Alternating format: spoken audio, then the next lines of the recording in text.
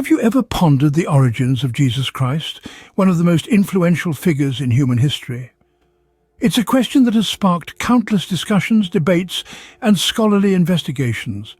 The commonly accepted belief is that Jesus was born in Bethlehem, in what is now modern-day Palestine. However, during Jesus' time, this region was under Roman occupation and known as Judea. Thus, it could be argued that Jesus was indeed Palestinian, at least in terms of his geographical origin. History, as we know, is not just about dates and events. It's about people, their cultures, and their identities. So let's delve into this intriguing topic. Firstly, it is important to understand that the term Palestinian is a modern designation coming into use only in the 20th century. However, it refers to people who have lived in the region now known as Palestine for thousands of years. Historians and biblical scholars have examined the life of Jesus through various lenses, one of which is his cultural and geographical context. In this regard, many argue that Jesus was a Palestinian Jew, as he was born and raised in the region that is now known as Palestine, and practiced Judaism. Secondly, archaeological evidence also points towards this assertion. Excavations have revealed artifacts and architectural remains that align with the cultural practices of the time when Jesus lived, further confirming his Palestinian roots. In addition, the language that Jesus spoke, Aramaic, was a common tongue in Palestine during his lifetime. This further bolsters the claim of his Palestinian heritage.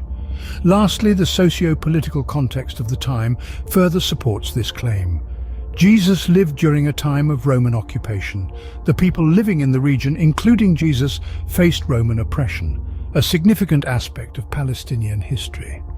To summarize, the claim that Jesus was Palestinian is supported by historical, archaeological, linguistic, and socio-political evidence. His birthplace, cultural practices, the language he spoke, and the socio-political context he lived in all point toward his Palestinian identity.